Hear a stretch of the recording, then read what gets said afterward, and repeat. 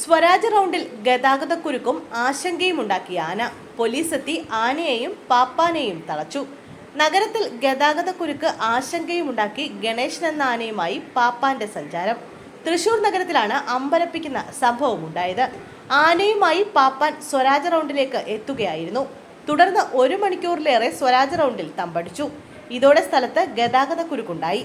Swaraj റൗണ്ടിലെത്തിയ police ആനയെ സുരക്ഷിത സ്ഥാനത്തേക്ക് മാറ്റണമെന്ന് ആവശ്യപ്പെട്ടെങ്കിലും പാപ്പാൻ തയ്യാറായില്ല. തുടർന്ന് പോലീസ് സംഘം റൗണ്ടിലെത്തി ആനയെയും പാപ്പാനെയും സ്ഥലത്ത് നിന്ന് മാറ്റുകയായിരുന്നു. പോലീസ് നിർദ്ദേശിച്ചിട്ടും ആനയെ നിയന്ത്രിക്കാൻ തയ്യാറാവാതെ പാപ്പാൻ ആനപ്പുറത്തിരിക്കുകയായിരുന്നു. സ്വരാജ് റൗണ്ടിൽ നിന്ന് പോലീസ് അകമ്പടിയിൽ പാപ്പാനും ആനയും കൊക്കാര ജംഗ്ഷനിലേക്ക് കൊണ്ടുവരികയും ആനയുടെ ഉടമയുടെ വീട്ടിൽ തളയ്ക്കുകയുമായിരുന്നു.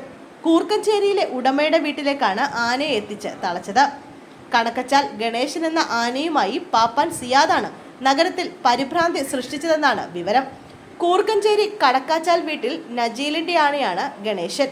ഉടമ അപകടത്തിൽ പരിക്കേറ്റ് കോഴിക്കോട് ആശുപത്രിയിൽ ചികിത്സയിലാണ്. അവരെ വിളിച്ച് കിട്ടിയില്ല. സുഹൃത്തിനെ വിളിച്ചാണ് കാര്യങ്ങൾ അന്വേഷിച്ചതെന്ന് കുറുക്കഞ്ചേരിയിലെ വീട്ടിലെത്തിയ പോലീസ് പറഞ്ഞു. എന്താണ് സംഭവമെന്ന് അന്വേഷിച്ചു വരികയാണ്. സംഭവം അറിഞ്ഞാണ് സ്ഥലത്തെത്തിയത്. ആനയെ സുരക്ഷിത സ്ഥാനത്തേക്ക് മാറ്റിയെന്നും പോലീസ് പറഞ്ഞു. അതേസമയം പാപ്പാൻ മദ്യലഹരിയിലാണെന്നാണ് ഉയരുന്ന സംശയം.